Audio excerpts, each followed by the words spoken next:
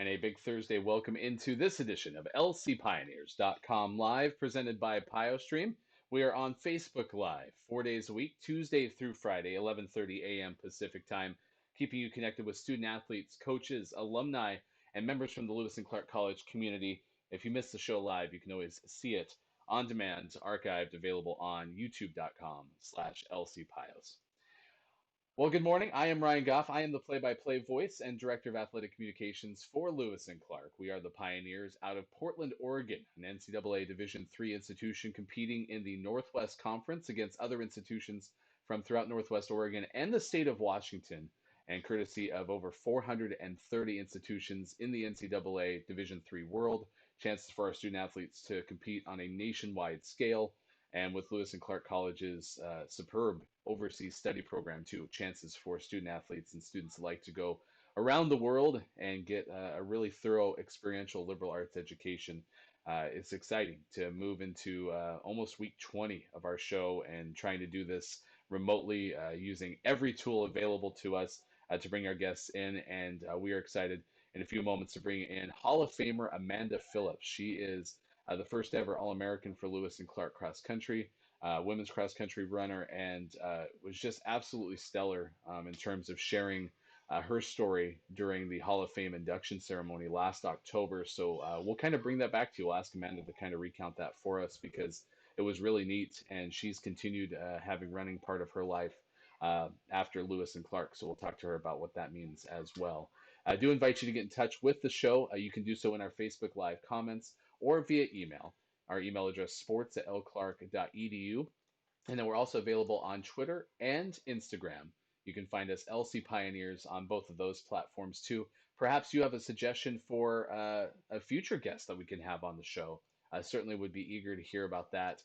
You can do so by making that suggestion on our email or Facebook Live comments. You can always ask a question for our guest. And coincidentally enough, our first guest on the show was Matthew Burrow, the current Lewis and Clark head cross country coach. And that was back on March 31st. So any of those shows that you might have missed down the road, you can find them online, youtube.com/lcpios.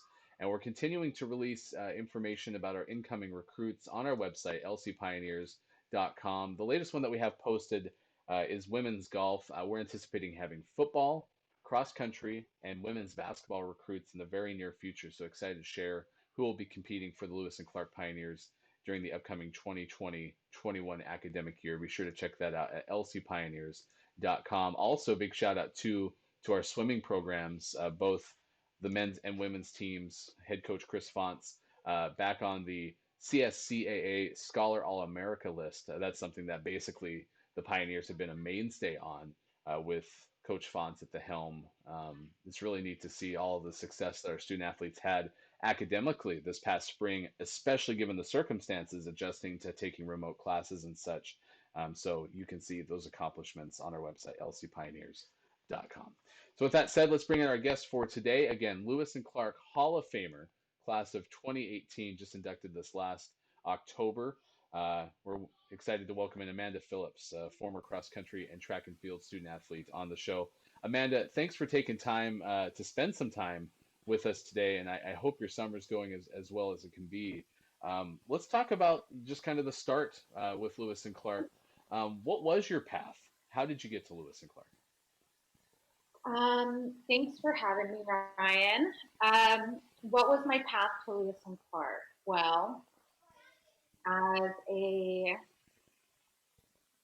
as an early 2000s senior, with being the first in my family to go to college, I really didn't have much help at home figuring out where I was going, but I definitely knew I was going to go to college. And at that time, there was the Common Application, and I essentially did the Common App and filled and clicked every state or every college in Oregon, and just waited to hear back. I visited colleges, and including Pacific, Willamette, George Fox. Uh, on the Common App at that time, you couldn't select any larger state schools, and so there definitely was a little bit of realization there once I was done applying to colleges, but I didn't apply to any state schools, so it was a private school for me. Um, but I actually visited Lewis and Clark, and I it's beautiful, as everybody knows that has been there. It's an absolutely beautiful campus, um, and I felt really out of place there. And I was there with my dad, so I lived with my father, who, um, yeah, I mean, I grew up with, we weren't very well off as well, and so it's essentially as soon as I got to Lewis and Clark, I remember looking at him and saying, I do not belong here. And um, it was, I accepted uh, going to Pacific and paid the down payment, had my room, everything was going to Pacific. Um, but then I got my financial aid letter from Lewis and Clark. And despite the fact that I was really stressed about going to Lewis and Clark because it felt like it was a school for people out of my economic class, uh, they gave me the most money.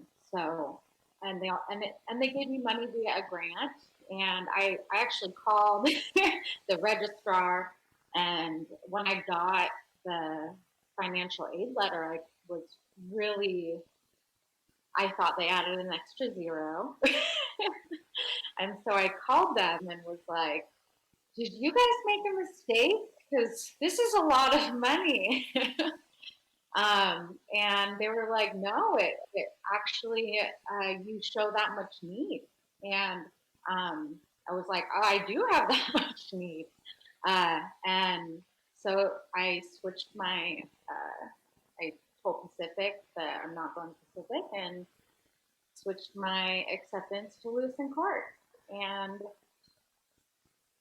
to this day, I'm so happy that I did. So that's kind Yeah. of the origin story. And my first year at Lewis and Clark, and Lewis and Clark being a private college, has a pretty high bill, and um, my first year going, I don't think I paid any out of pocket. Gradually as tuition increased each year, I did. Um, but graduating my undergrad, I felt really uh, lucky to have gone to private school education for about the same price that I would have paid for a state school. Well, and I absolutely love you sharing that story because so often, the stories that we hear are, I knew Lewis and Clark was exactly the destination for me, or I knew exactly what I was looking for in a college. And you describe a different experience, which I think is super relatable. I certainly had a similar experience too, being a first generation college student and not having a ton of guidance. Once you get to campus, and because you talk about financial aid and getting all that opportunity to be there, now you're on campus, right? Walk us through those first couple of months, even that first year, and what it was like for you as a student. Oh, it was rough. um, it was very rough, but um, I went through it. I'm very open. I'm a health teacher, and um, I essentially teach trauma.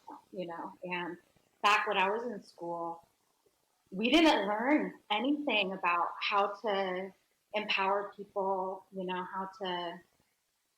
How to how to teach kids to advocate for themselves if there is something they're going through. And uh, when I got to college, there was a lot of stuff I was going through. So I was not ready emotionally, which I think is, regardless of if you've been through, let's say, someone that's been through trauma versus um, even somebody that hasn't been through trauma, like going to college away from your home is still a big move, no matter what. And so, um, emotionally, it's really, really hard for first year students. It was really difficult for me. I developed anxiety, I had PTSD, depression really bad, and my brain wasn't working like it used to work. Um, and immediately I thought I was going to have to drop out. So that was really tough. Um, I get emotional whenever I talk about this. I'm sorry. Referring back, talking just the Hall of Fame, like I was like up there bawling about talking about Lewis and Clark because it's, my first year is like it was stressful, and I continue to think about it, and it was like brings back memories of how stressful it was. Because Lewis and Clark is not an easy school. It's not, and I'm happy it wasn't easy. My senior year, when I had to catch up on all those credits that I missed out on my freshman year, I mean, I think I wrote a 20-page paper a week in my last month of college, in order to get more credits because I was taking independent classes. Um, but yeah, my first year, I was not emotionally ready, but I, there were so many things there at Lewis and Clark. Like I said, I felt out of place. I didn't make friends immediately because I was going through emotional things. Um, but I did, learn how to advocate for myself because there were things at Lewis and Clark that helped me do that. Um, I think immediately I went to student services, and they gave me all the different things that Lewis and Clark had to offer that I could take advantage of. Um, Getting tested for, you know, a learning disability so I could get extra time on tests. I went to the doctor. They helped me with my anxiety, and the really wonderful thing was as a health teacher now, sometimes, we're seeing a lot more anxiety in kids these days. And, I'm a big believer in teaching skills to overcome it. And Lewis and Clark did that. It was really wonderful. My doctor said, this class that you're having panic attacks in, you need to go talk to the professor. You need to let him know. And you need to come up with a plan for how to stop having panic attacks in the class. And you still need to go every day, even though you want to avoid it. Um, and so having, you know, knowledgeable doctors, counselors, and student services there to help me through all this really rough stuff as a first year student, and was really important for me. Um, and I'm sure it's it's there for every student regardless of their history and which is pretty cool. I found a lot of help my first year. The professors, like, oh my gosh, they were amazing.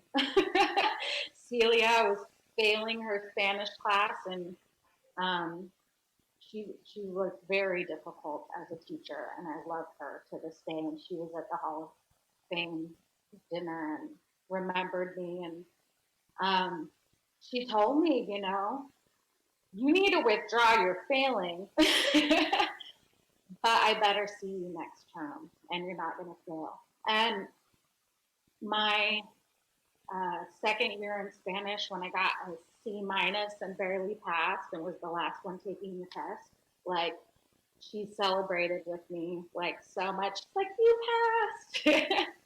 um, and so I found a lot of support there in the end. And it was a place that I really didn't think I would. So that's pretty cool. Our, That was long. I No, apologize. that's great, Amanda. Our guest is Amanda Phillips on lcpioneers.com live. She's a Hall of Famer for Lewis and Clark cross country, also a school record holder, both in that sport and track and field. And this is a big reason why, we wanted to have you on today, is to talk about part of what you've already shared, which had to do with that Hall of Fame story that we heard last October. And it was so tremendously powerful. And even just now, we're sharing, links to student support services in the Facebook Live comments, because that's also been a great part of the show, Amanda, is to have opportunity to bring on guests from that support realm with the college, because a lot of times, first year students or even students who've been there for, all 3 years are going to their senior year, they didn't know certain things exist. So it's great to have Yeah. you talk about that. And I have to imagine, but I'm going to ask you, that sports possibly helped with adjusting to life at Lewis and Clark. What was your evolution in terms of getting acclimated competitively with cross country and track and field? You know, it was like it was a pretty long road, and because I was struggling so much early on, um, it took me it took me a couple years to find my place in sports. And I'm a coach now, and I think part of like teaching now and coaching now, it's like instilling that resilience and in kids, and sports is a way to do that. Like how to teach somebody to overcome hardship. Cross country is, and running in general. That's running for me is learning skills. So um, that's what I had to search for in my sports on Lewis and Clark too. So I'm actually not a very competitive person, despite the fact that I've been very successful competitively. And um,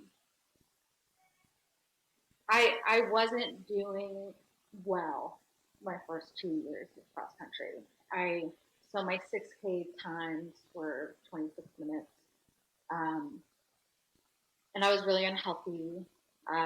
Freshman 15, and uh, unhealthy behaviors in general. And I quit. I quit the team my sophomore year. I was continuously getting injured, uh, which is pretty common if you're not healthy and stressed, not sleeping. Um, but my coach at the time, he essentially was there to support whatever I felt like I needed. One really great thing that I love about D3 athletics is um, I'm a person that doesn't do well with a lot of pressure and a lot of like performance standards, essentially. And if I had had to perform consistently, honestly, in order to be a part of the team, I wouldn't have been a part of the team because I was not performing well. And when I did quit, uh, my coach was like, that's I support you. Take the time, um, figure out what you want to be doing. I'll check in again with you next fall. And I got healthy. I started running for myself and found my sport again as therapy. And when I came back, he didn't pressure me to be a part of the team. And that was really important for me. And he said I didn't have to. Um, but he said you can run a race. You don't have to run for the team. You can essentially redshirt the race, and then decide from there. But you also don't have to run the race. And I ran the race and I won. So so I went from like 26-minute 6K down to, I think my PR ended up being low 21. So I took off 5 minutes from a 6K time, which is, 4 quarters of a mile essentially. And um, but it's because D3 athletics allowed me to kind of have a journey of my own, which I'm really grateful for, because I don't think I'd be a lifelong runner now if I had had the pressure of, say, running D1. And I considered after my junior year, because I did improve a lot, like, do I want to transfer to a D1 school just because I'm um, really enjoying my athletics now. I'm enjoying the competition and I want to excel. Um, but it came down to no, I don't want the type of program that I know D1 athletics is. And as a coach to this day, I make sure when I talk to kids about, you know, athletics programs, I know a lot of coaches in the area, and there's great D1 programs that aren't, killing athletes year one, with the pressure, high mileage, high activity, etc. And I think that's important. And um, Lewis and Clark as a cross country program really allowed me to grow personally. So that's kind of my path in athletics. By the time I was a senior, uh, I yeah, I was all American in cross country, and then went to nationals and was 12th track. Um, but I got to that point in 2 years, really, because my first 2 years were pretty much trash. So I mean, it's an amazing story, and I love the fact that now, as a coach, you're helping, uh, students who are seeking to compete at the next level understand like the holistic approach and elements that maybe NCAA Division III does provide, because that is the benefit of that level is the holistic approach to the student as a student athlete too. mhm. Our guest Amanda Phillips on LCPioneers.com live. She is a class of 2018 Hall of Famer, and I would kind of want to close with the Hall of Fame. It's somewhat a two-part question, but I want to relive that night through your eyes. For someone who hasn't ever gone to the Hall of Fame induction, or for you being an inductee, what was that evening like? And what did it mean for you when you first got told that you were going into the Hall of Fame? um, hmm. The evening was amazing because I got to, of course, see and experience other athletes' accomplishments and hear about what they did, and be a part of this group that really uh, gained from the same school that I you know really grew to appreciate. And um, so it was definitely just great hearing those stories and being a part of that, and also seeing my friends again that were able to be there. Um, through my eyes, um, I'm emotional about my experiences at Lewis and Clark, and so it was a really emotional night for me, um, and I'm really proud to be there because I think about where I was before I even accepted going to Lewis and Clark, and it's like so drastic, and my change as a human within 4 years um, is was pretty extreme, and uh, being um, you know a low income minority, and being able to experience a private education, which I really believe shaped um, my thinking, my critical thinking skills. I felt really honored to be able to honor Lewis and Clark back. I know there's a lot of different experiences with kids that go to private colleges. It's I don't know how common it is to have a kid make it and do pretty well that whose single parent makes 30,000 a year. So it was pretty cool. Well, I'm and proud of myself. Amanda, you absolutely should be, and we're proud of you.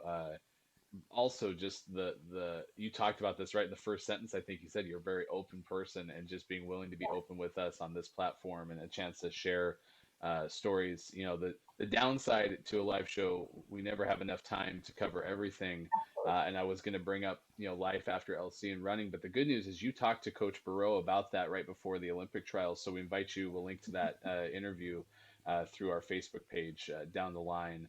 Really fun. Really enjoyed your ability to kind of help us understand not only what your experience was like, but also how you're helping people down the road as an educator. Amanda Phillips, thanks so much for joining us on Thanks for lcpioneers.com having live. me. Thank Absolutely. you. That was great. Big thanks to her for joining us. Yeah, that was a fun story.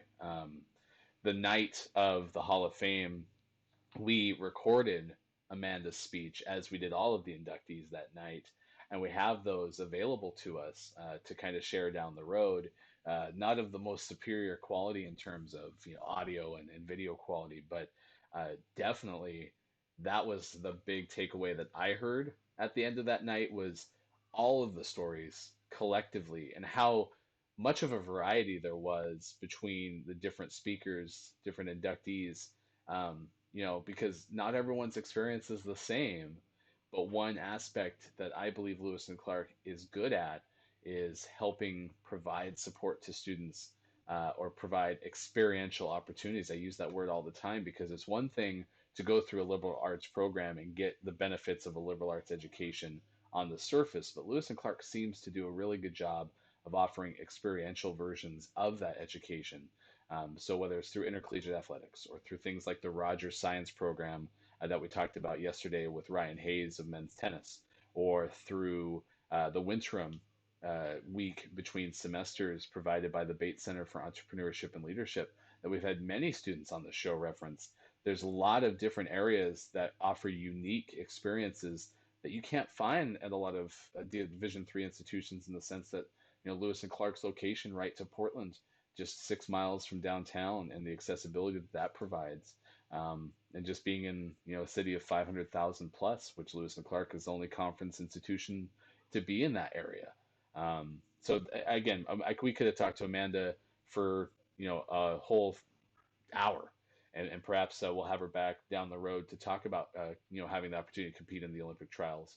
But I think that the elements of her story that I love so much on that Hall of Fame night we were able to bring to you today. And again, I'm certainly grateful to her for taking the time to open up with us and talk about those experiences. That means we have one show left for the week, and that's tomorrow. We will have the the dean of soccer join us tomorrow. Jim Tersey, longtime women's soccer coach for Lewis and Clark, longtime Northwest Conference soccer coach with a previous tenure at Willamette, University of Portland graduate, and honestly, probably the most interesting guy in the world. We'll have Jim Tersey on tomorrow. And then next week, we'll talk to men's rowing alumnus Charlie Morgan, now working in the UK. So we'll have our second international call, I do believe, of the show, going back to Macavivas of women's tennis, calling us from Spain a couple of weeks ago. And then Kelly Edwards, former men's basketball player, will talk to us as well. We'll ask him some thoughts in terms of social justice. He is working with youth in his current role. So I have a chance to talk to Kelly too and get his perspective on some things. Expecting next week to be very heavy in terms of alumni on the show, and with Amanda Phillips joining us this week. That's one of the benefits of doing the show on a 4 day a week basis, is a chance to bring people that we maybe haven't touched on in a long time to the show, and that's been exciting. So excited to have everyone coming up, including Coach Tersey tomorrow. Until then, we will say goodbye for now. Big thanks to, again, Amanda Phillips for joining us. Big thanks to you for watching. I'm Ryan Goff. Thanks for having fun with us. On this Thursday, we will talk to you again soon for more lcpioneers.com live on Facebook, and available on demand at youtube.com/lcpios. Until then, goodbye, everybody.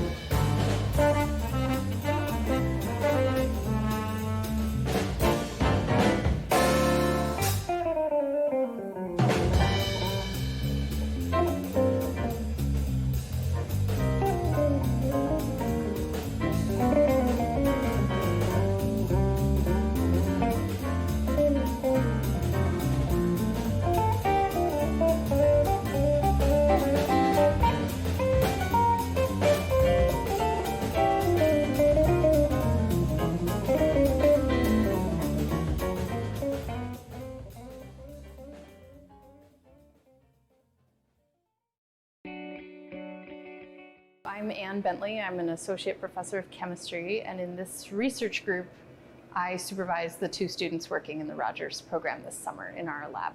The brown bag experience is a good chance for students to get experience presenting their work that they've done in the lab, especially to an audience that's not technical. What's intriguing about the brown bag experience is it incorporates all of the Rogers program. So I'm able to hear people in the psychology department and what research they're doing, but it also gives us the opportunity to share our research with the greater science community at Lewis and Clark. And for incoming students, the summer program is really beneficial for getting opportunity in research. So I've had the opportunity for research in the past, but other students may not have the same opportunities. So it's nice to work in a professional lab setting and potentially have the opportunity to publish a paper, which looks really good moving on into doing professional research out in the field. The students grow a lot during the summer in their ability to learn the techniques and apply the techniques and suggest their own ideas for what could come next and interpret their data. It's just a big, usually if they haven't done research before, they learn a lot in that short period of time.